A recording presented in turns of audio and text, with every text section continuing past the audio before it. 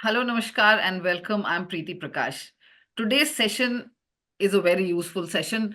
This is for the students who are aspiring to get into the Indian Armed Forces. Indian Armed Forces includes Indian Army, Indian Air Force, and Indian Navy.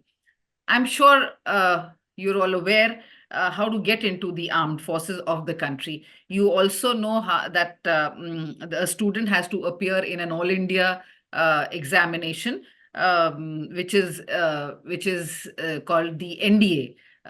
A student appears for an entrance test for NDA. NDA is the National Defense Academy. This examination can be taken after the 12th standard.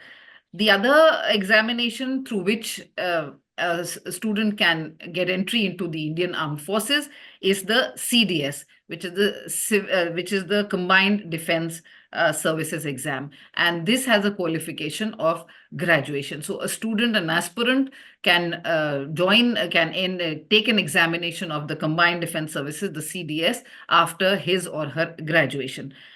Now, once the aspirant passes through these written exams, he or she goes through a process of other tests also that include the group discussions and the physical aptitude tests as well.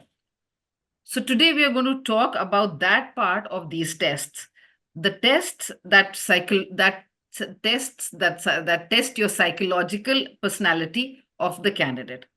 So when we say as if the aspirant is selected after the NDA, then who's subsequently going to be trained not just to be to fight wars, but also to lead troops. So a leadership quality is very much required and seen in the tests that are taken for students who go into the armed forces. Um, mm, uh, and because the leadership role also emphasizes and looks into the psychological part of a person, an individual, therefore it is a very, very important aspect of this examination.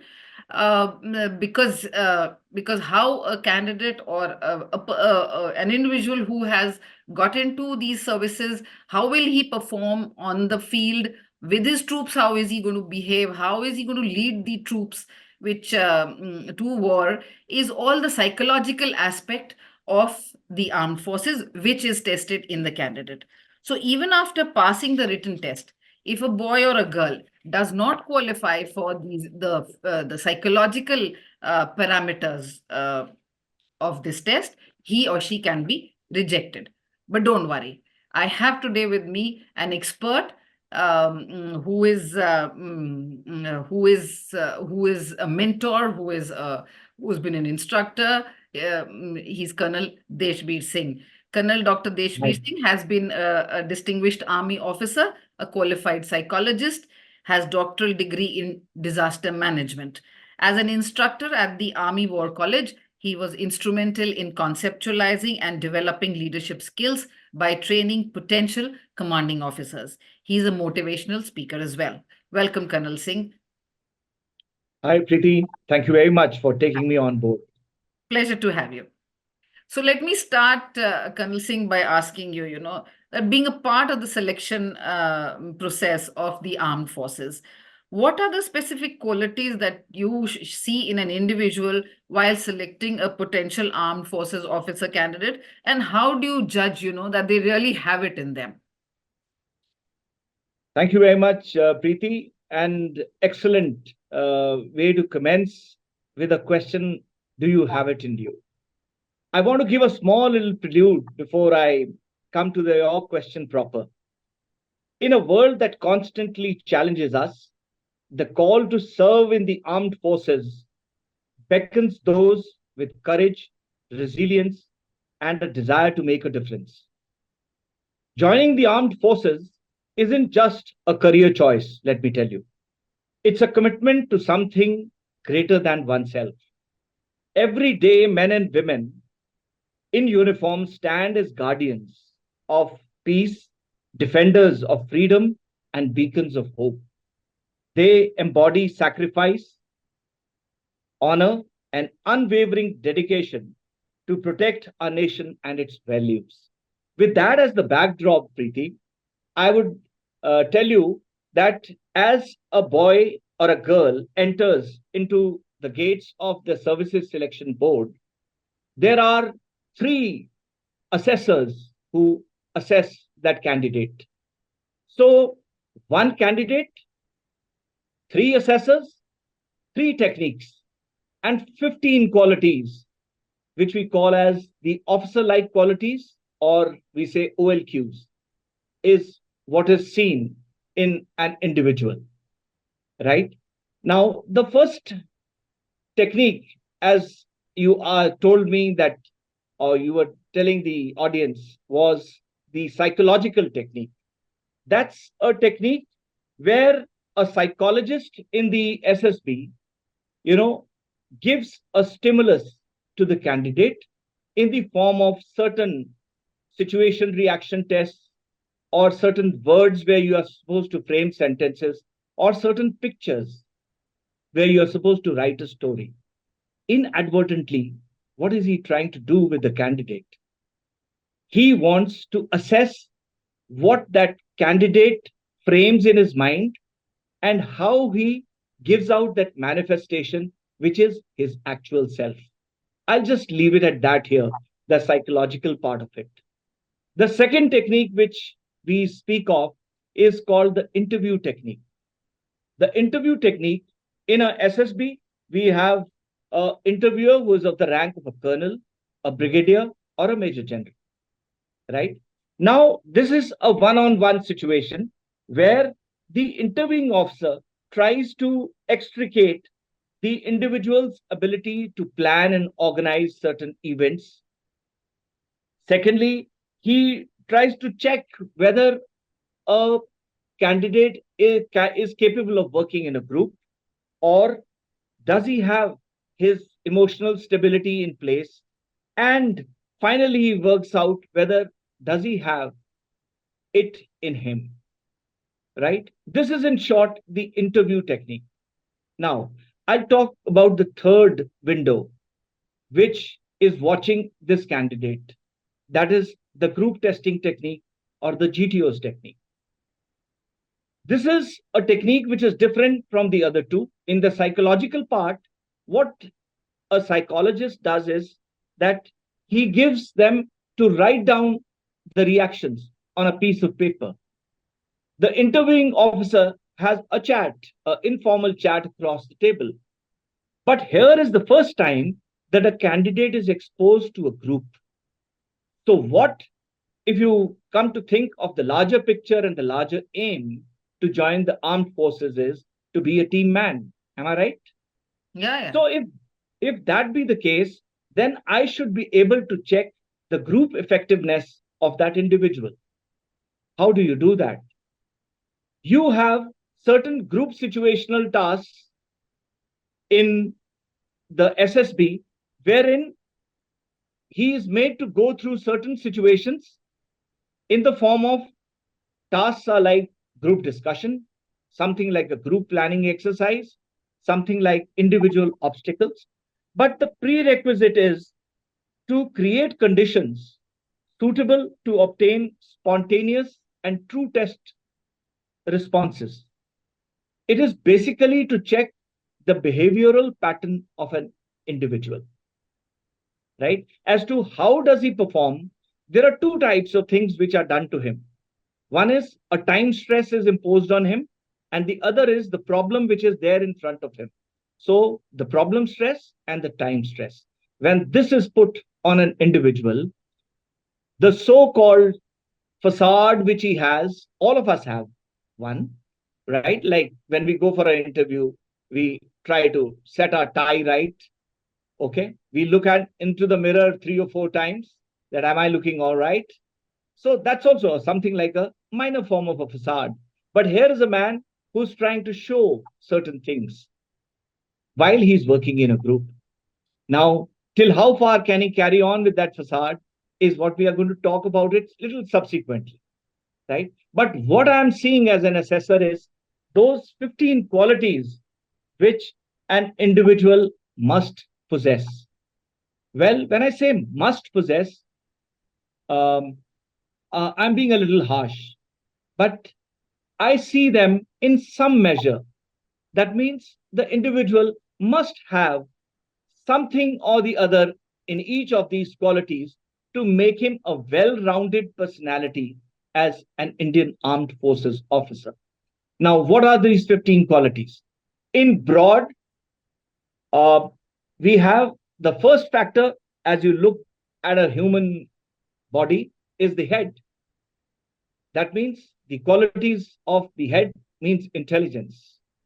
The qualities of the heart, his social adaptability to the surroundings, the qualities of the guts, which make him a leader, and the quality of the limbs or the dynamism within him. I'm putting it in very layman's terms because I don't want to make this conversation or discussion academic at all, right? Not at all, So, but everything that you are saying, a student will grasp it absolutely. A serious contender of the services. I'm sure it'll be thank very you very much. helpful. Yeah. Yeah. Coming back to the qualities, the when I say intelligence, I'm talking of effective intelligence, which comprises of a practical intelligence of an individual and the resourcefulness he utilizes to improvise and come to some viable solutions to the problem which has been posed to him. Okay. The other important aspect of the mind is the reasoning ability.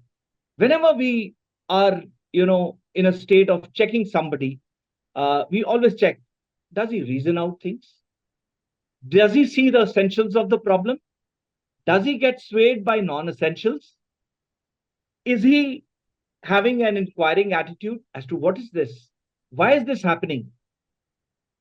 It has got a larger aim, as I said.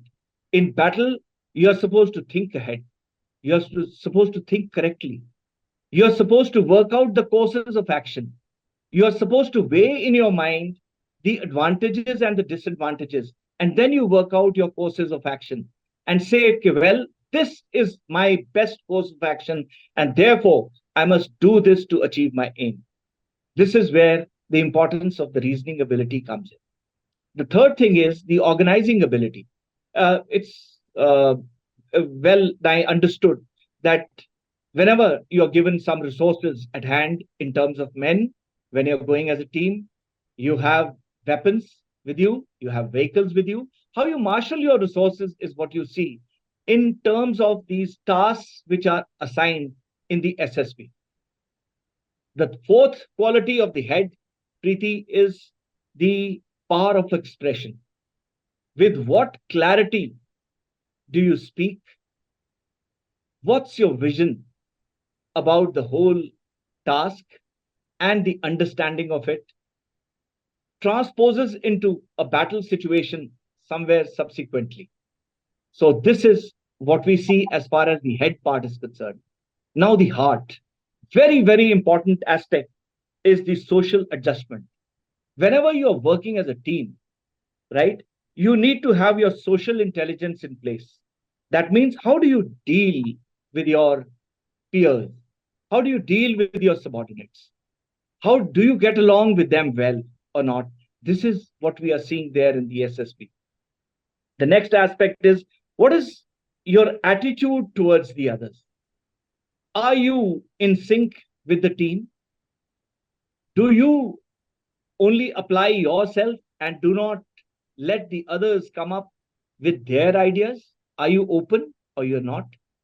Do you have a little flexibility of mind or are you rigid? Is what I'm looking at a candidate in the SSB. The next aspect, or two important aspects of the heart, one is the cooperation, which is a joint effort or a team effort. It's understood. The other most important aspect is the sense of responsibility. It's very, very important to possess this particular quality because there are human lives in flesh, blood, and bones that we are responsible for. We cannot take things casually. And therefore, this particular quality takes a lot of importance as far as sense of responsibility is concerned because it has got two important ingredients in that. One is the sense of duty. The other is the personal discipline within ourselves, right? For which you're trained into the academies once you go to IMA or NDA.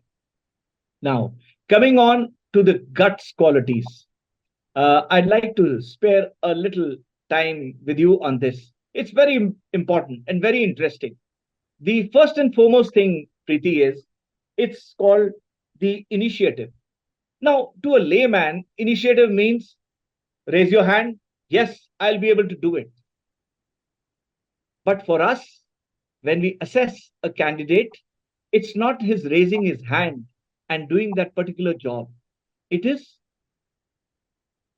taking the first step, but in the right direction. And if you take that step in the right direction, you should be able to sustain it. I always give the example of if somebody is drowning in the well, right? You don't jump and say that I'm going to get him out. There has to be some ways and means. There has to be a method in that madness to bring that chap out of the well. A very mundane sort of example I've given to you of initiative. The next aspect is related to this is self confidence. Now, self confidence and overconfidence, there is a very hairline margin between the two. Whereas self confidence is having a self belief, overconfidence is foolhardiness, right?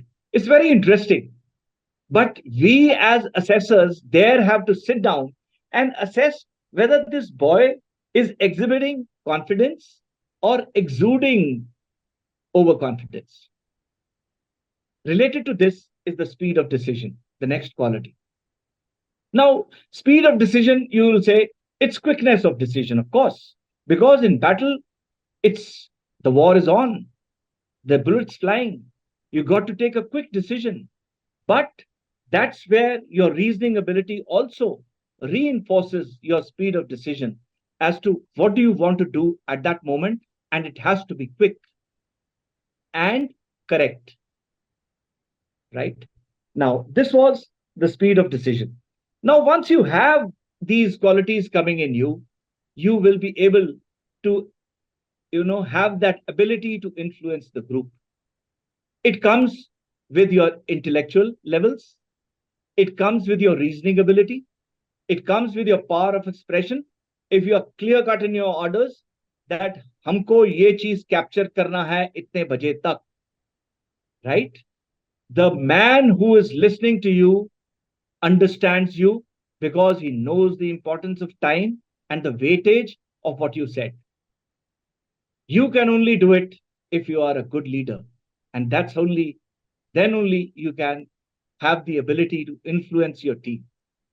That's what we are looking in a very small measure in the SSB. That does the team go along with you, or do they, think that whatever you are saying is all nonsense?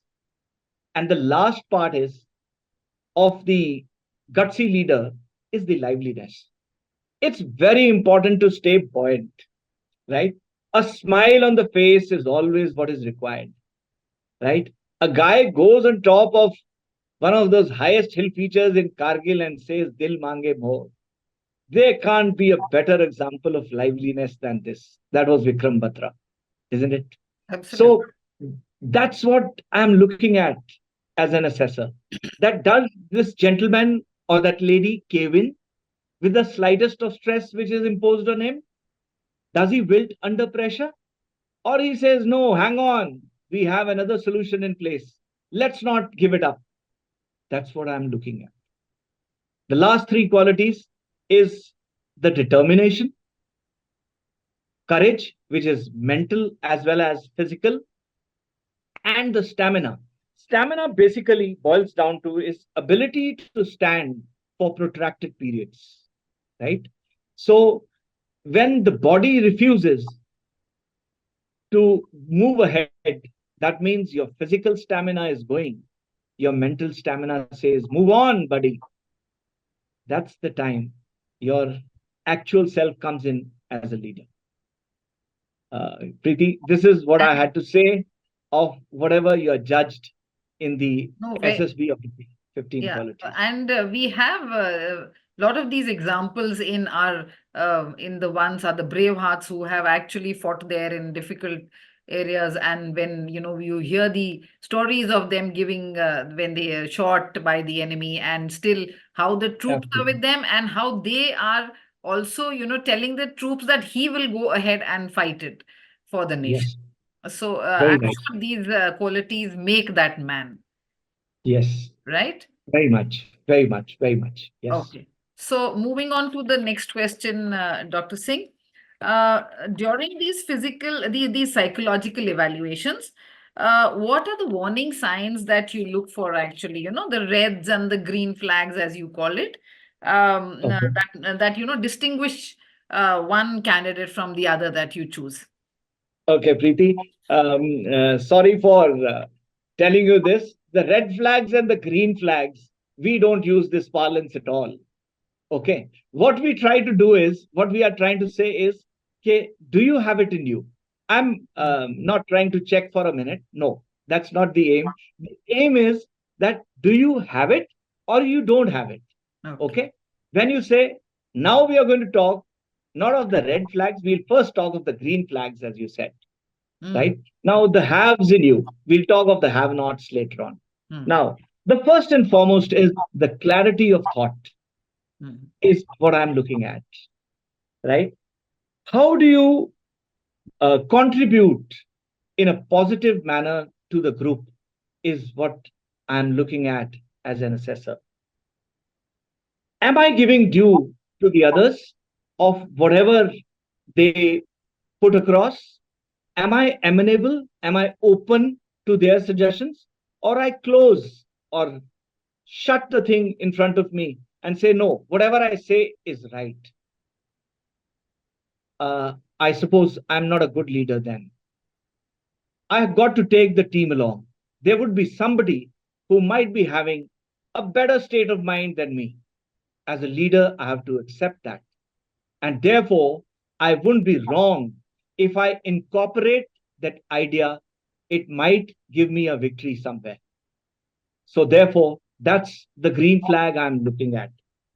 I should be sure of myself. I should be sure of whatever I am doing. And if I have taken that first step, I'll ensure that I should be able to sustain it. That's what I'm looking at. I should be highly responsible because the lives of a number of people are there in my hands. I must have, if I may put it, a victorious mindset because every battle, whether waged on the battlefield or in the mind, it demands relentless pursuit of victory. If I have decided in my mind that I have to win, there is nothing stopping me. And there couldn't be a better leader than this. Now, let's talk of the have nots, as you say, the red flags. Um, it would be unfair when I say that a guy is looking at the non essentials part of it.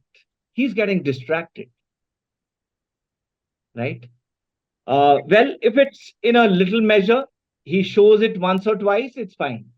But if it's a repetitive thing, then it's an alarm bell, as you very rightly said. The other thing is working at cross purposes. Lacking that social adaptability to take the team along is a big, big red flag for me. Thirdly, lacking determination is a problem area for me. Because, Preeti, you would know that the battles are never fought in fair weather. There's always a haze. The weather is always inclement. And therefore, we've got to make sure that we are strong in our mind. So there is no place, as I said, to cave in. Giving up easily is little taboo here. Lack of adaptability is, of course, a problem. You can't get browbeaten at the slightest of pressure when it comes in. So these are the things which one is looking at when it comes to those leadership qualities. Yeah, I hope I've answered your question. Yeah, yeah. This this perseverance and this, this is exactly what is the essence of our armed forces, to be there and resiliently stand and have that victory, in inverted commas, as we say, that as a goal, that will keep them driving. So naturally, the aspirant should keep this in mind, that this psychological aspect has to be very strong. Okay. That's right. Okay. Now moving on to the next question. What is the message that you would want to convey to today's youth, wanting to serve the nation? Uh, Preeti, what I look at is that I've already given up a number of things as to what we are looking in a leader. Now, the three most essential things which I personally feel a leader must possess is that he should be able to objectively evaluate, right? He must be able to see the pros and cons, and as I said, take the best course of action. He selects and coordinates the best, is the second thing. And the third thing is he gives credit to each for his contribution. Well, I'll go a step further here that we are not nurturing bosses here, we are nurturing leaders here. And there is a very subtle difference when we talk of the multinational world, nothing against the multinational world, but and the armed forces is a boss is a person who makes his presence felt, whereas a leader is a man whose absence is felt always. When he's not around, that's the time you say, yeah, I wish that chap should be here, Hmm. right? That's where you actually conquer each and everything.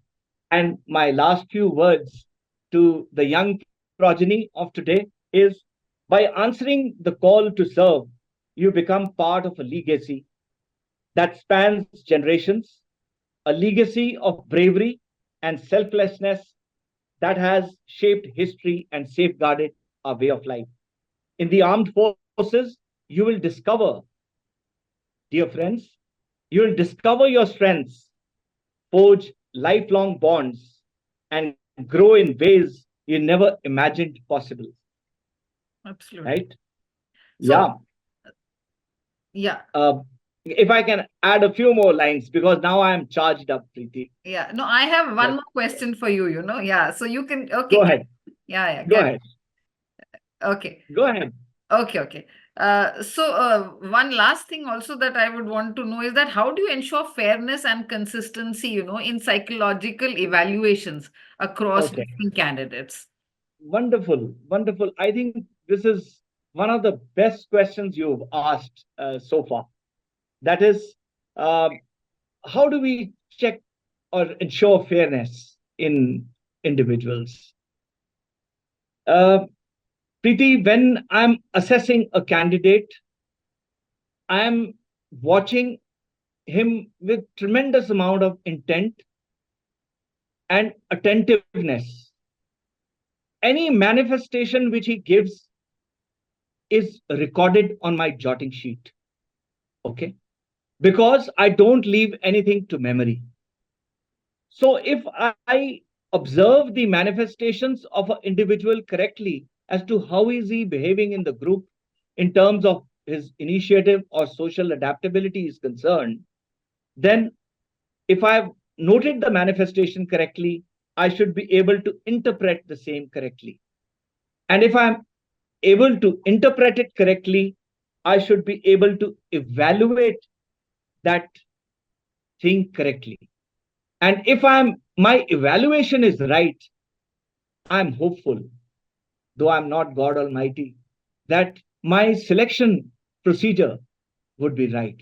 And therefore, I should not at any point in time say, what did I do? Where did I go wrong in selecting this gentleman or a lady? So these are the things which we ensure. The other thing is, Preeti, now that we are at it, if I can take about another minute or so, is that we have to be non discriminatory, right? There is something called the halo or the horn effect. When I see a tall, dark, and a handsome guy, the first thing comes in your mind is, well, he is the man, a tall boy, a smart girl in front of us. Well, she should be able to foot the bill. But as the time goes by, the 9 tasks which he goes through, I find that it's only the handsomeness which exists. There is no leader in him. Then there is a question mark. And therefore, in our technique or in the SSBs, there is nothing like the first impression is the last impression. It's a taboo for us. We do not consider the first impression as the last impression. We don't carry any halos. We see and then we evaluate. Whatever we see, we evaluate the individual for that only. We also have certain procedures in place where we are all standardized, right? When you go to Bhopal or you go to Allahabad or you go to Mysore or you go to Bangalore, the briefing of each of the assessors is exactly the same, right from good morning, gentlemen or ladies, to thank you very much. It's exactly word by word. So there is no question of any sort of an aberration setting in. However, we ensure that this so-called halo or the horn effect does not come in. And therefore, the consistency must remain. We've got to be proud of ourselves that when we say that we do not discriminate, right? There is no religious undertones, overtones, or anything coming in. There is a candidate. If he foots the bill, well, he adorns the uniform. If he doesn't, he might as well come to the SSB for yet another day. Mhm. That's all. So, your evaluations and your what you have said goes to prove that, it's not just the candidate, this aspirant who does put in a lot of effort in preparing for the exams, but the assessors, you people who assess a candidate across all fields of his That's personality and his intellect as well, play a important and a equally important and a very big major role in selecting a candidate for the armed forces. So the onus is as much on you as on them to be there in the forces, which we are so absolutely. proud of. And Indian forces are the best ones in the world. Indian Army, Navy, Air Force, and I think we are presently also doing very well. Yes, Indian Navy is doing very well, and I'm sure they are all trained and brought out from the academy under your blessings and under your expertise and training. That is why Indian Army is one of the best, including you all as well. So thank thank you you so very much. much. And will you be giving that last message which you were saying you would want to say? Thank you very much. Yes, I Yeah, was actually itching to say that. sure, sure. Those last few words, I want to charge up the youth of today. Yeah. You see, uh, above all, by joining the armed forces, you'll have the opportunity to make a real and a tangible difference in this world. You will have the chance to serve something bigger than yourself, to protect those who cannot protect themselves, and to leave a legacy of honor and service that will endure for generations to come. So, to the youth who dare to dream, who crave for adventure, and who yearn to make a meaningful impact, consider the call to serve in the armed forces. Your country needs you, your fellow citizens need you, and lastly, the world needs you. In the end, the legacy of an army officer, remember, is not measured in victories won or battles fought, but the lives they touch and the hearts they inspire. Thank you very much. That I was think I've said it all.